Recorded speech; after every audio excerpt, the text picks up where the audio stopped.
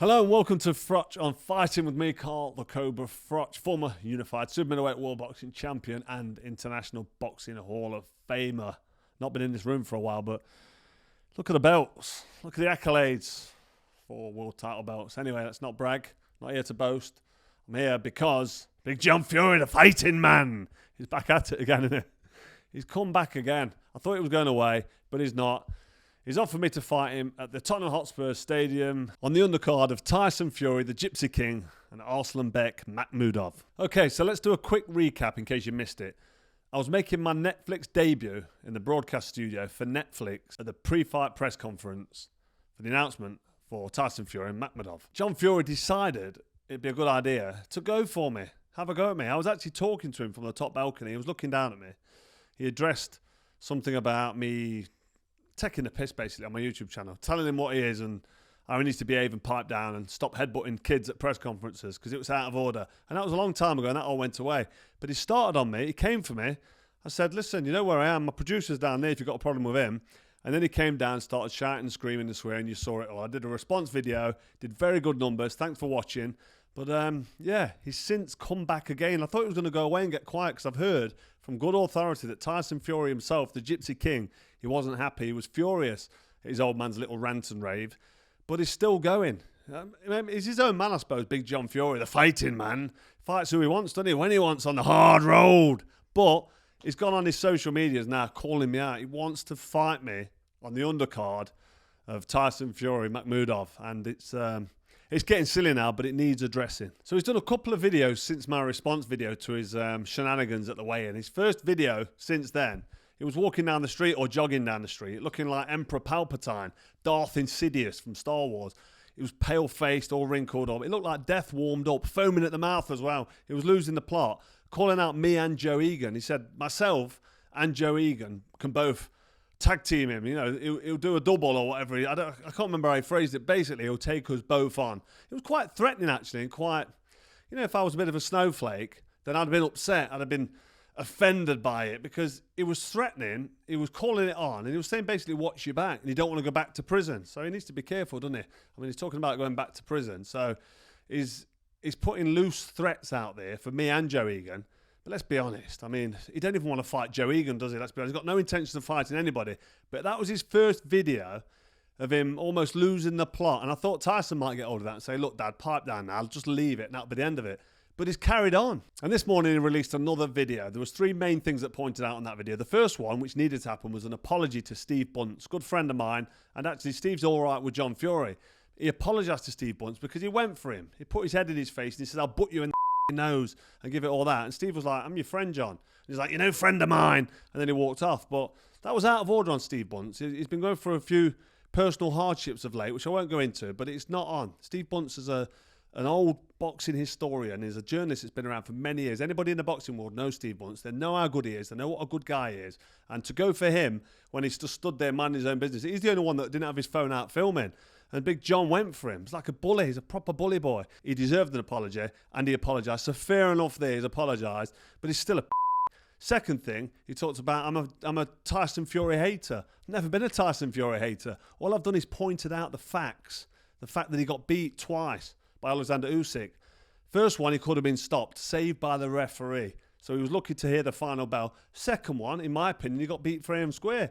Some of the boxing analysts might have had it close. They might have had Tyson Fury winning. But the facts are he got beat. And 95% of people who watched that fight know that he got beat. So there's no hate in me. I'm actually quite fond of Tyson Fury. I want him to do well, and I want him to retire a happy man, which I've spoke about on numerous occasions. We actually came through the pro ranks together. Tyson Fury, if you don't know, he made his professional debut, was promoted by the same promoter at the time, and he made his pro debut on the undercard of my first world title fight against Jean Pascal here in Nottingham. And the third thing he talked about was me. Why are Netflix using me on their broadcast? Why are they using Carl Froch? What, the Cobra, the 4-time world champ, Hall of Famer? Why are they using me? Because I'm a good pundit, that's why. Because I tell it how it is, I shoot from the hip, and I'm honest. And people like to listen to me. This is the reason I've got the biggest channel in the business. So he's talking nonsense, and he'd like to play the Cobra down, but he can't because I've got the backing. I've got the credentials. You know what I'm saying? He can't rubbish the Cobra and say that I don't deserve to be where I'm at. And Netflix want to use me, and all he wanted to do was kill it for me. He wanted to ruin it. And that's the reason he got ignored. Big Lennox said ignore him. So I took his advice. I bit my tongue. I wanted to say so much when he was ranting and raving, but we was, like, you know, anyway, if you see my last video that's gone pretty viral, I had 15 seconds still on air, and when we went on air, I kept it professional.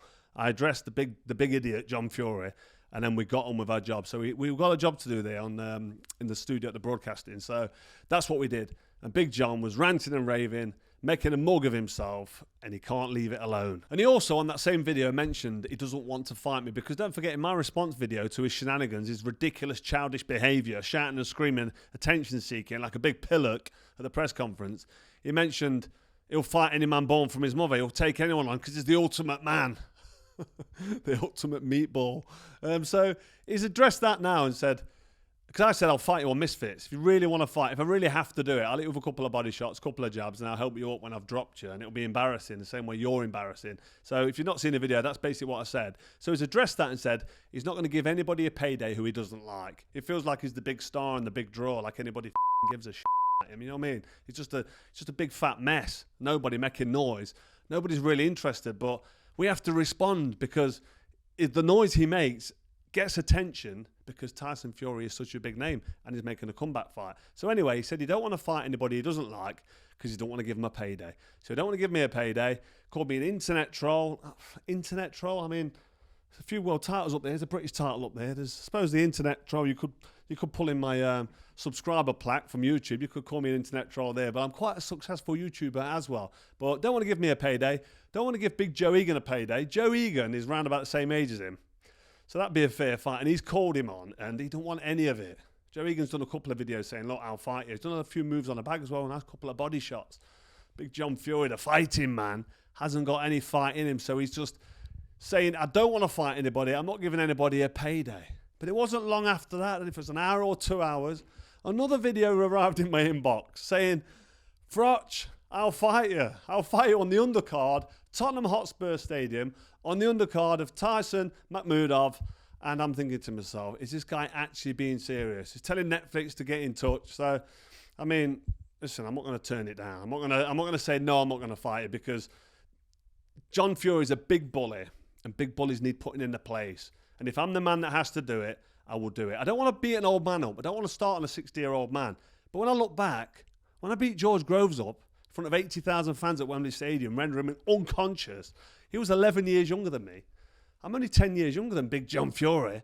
I know he doesn't look well, does he? He looks a bit older. I don't want to give him any stick, but he looks He's 10 years older than me, 60-year-old man. I'm pressing on for 50. So, is it a fair fight? I think we both know it isn't. But he's called it on at Tottenham Hotspurs on the undercard. So anyway, let's have a quick look at the video. Right. This is a message you've all been waiting for. Carl the Worm Froch. You've got yourself a fight. A worm. He eats worms for breakfast, doesn't he? Me and you, Tottenham, undercard, 8 weeks' time, you'll get that, because I know you're a shithouse. I know you're not a man. A 3-time Wall of Fame. You might be all right at 12 stone, but you know nothing at heavyweight, mate. 12 stone. I'd laugh at you and you'd me. But listen, we've talked too much. I'm not going to make a long video.